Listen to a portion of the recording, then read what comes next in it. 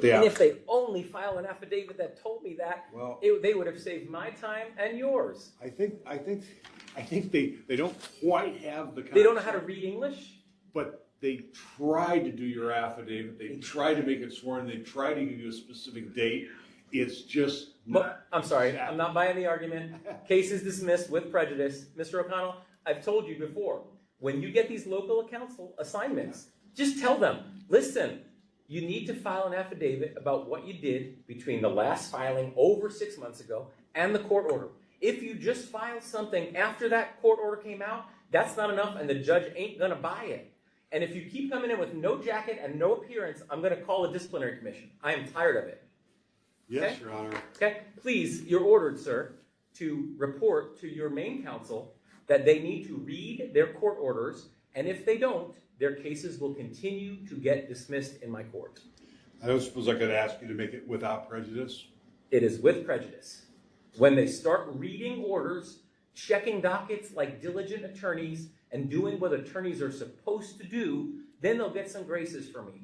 Until that time, their cases will keep getting dismissed with prejudice until they simply learn to read an order. They had 2 months from March until now to read an order and do the right thing, and they continue to not. And the next time you come in my court without a jacket, I want an apology from you.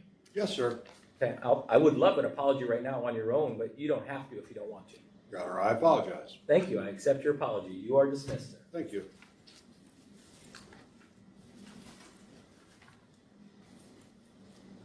Next attorney with only one case.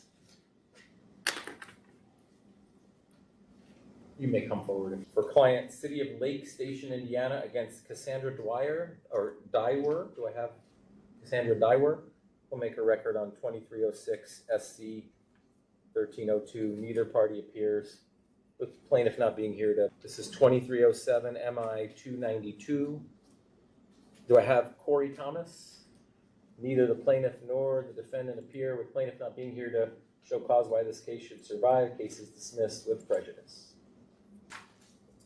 Do I have attorney David Gray for the LVNV funding versus Joe Wilson case? Is that one of your three? It is, Judge, and I have on the docket is showing on Odyssey my appearances. Okay, come on forward. That's fine. I only get the first named attorney, so you might well be in there. I just didn't see it on my printout. But we'll call case, and I'll just do all three of yours while you're up there. We'll call the case for the LVNV funding versus Joe Wilson. Let me just find that on my docket.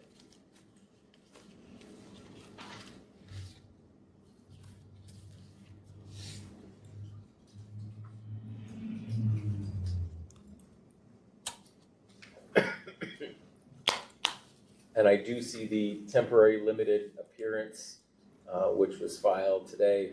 So I'll show Ian Flora appears for the plaintiff. Joe Wilson does not appear.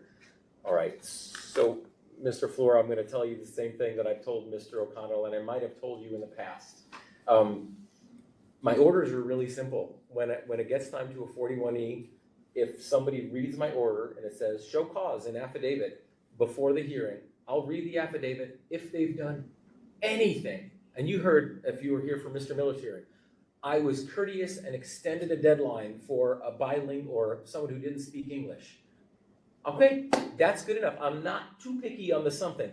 What I can't stand is the filing, 6 months go by and nothing being done. So the timeline is filing, maybe service, maybe not, I don't care. 6 months without a filing, I issue a 41E notice. That is the trigger.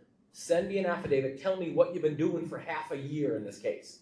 If you file an affidavit between that and the 2 months later and tell me you've been doing anything with personal knowledge in affidavit form, and not what I'm going to do in the future, Judge, what you were doing, I'll vacate this hearing. You won't have to come. Your client won't have to call in, and it won't even be up for dismissal. This hearing will be vacated. The case will survive. But what continues to happen is I get local counsel appearing. I ask local counsel, what have you been doing? I'm going to put you under oath. Swear to me what you've been doing. And I keep getting, well, Judge, I only know what my out-of-state counsel told me they were doing, which is not personal knowledge. You can't swear to it. So I still have nothing. I'll hear it out, but just know when you get these engagements in the future, say, Judge Spataro is not going to buy it. You might want to call in yourself before you hire me. You'll have a better shot if you can swear under oath with personal knowledge. That being said, I'll even do this. Mr. Fleur, please raise your right hand. Do you swear to tell the truth, the whole truth, and nothing but the truth, so help you God? I swear, Judge, but this is probably the fourth or fifth time you've seen me. I am an attorney that takes the position that internal communications within the firm and between me and my clients are privileged. I believe if this was a criminal setting and I was representing a criminal defendant, that some of the things you're asking, including swearing me in to testify into internal processes, is not something that you would do. Well, but I can ask you under oath, what has plaintiff's counsel been doing in this case to prosecute it since the initial filing? And you can either tell me something or tell me nothing, but recognize if you tell me nothing, the case is going to get dismissed.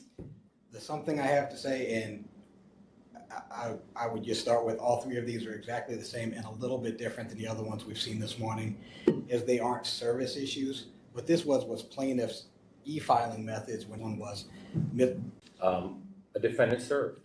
And the order was pretty clear last August that something needed to be fixed, and it was ignored.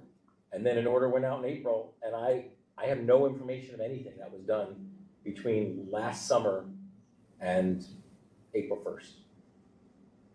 And if I continue to get that, here's my deal. I need to discourage poor attorneying. And someone needs to wake up, because bad attorneys give all attorneys a bad name. Okay? Somebody needs to wake up these repeat offenders, like the person who's got 3 dozen, and make sure that they're being diligent attorneys, or their cases are going to get dismissed. And then their clients can sue them for malpractice, which they truly deserve if they don't want to diligently prosecute cases, at least in my court.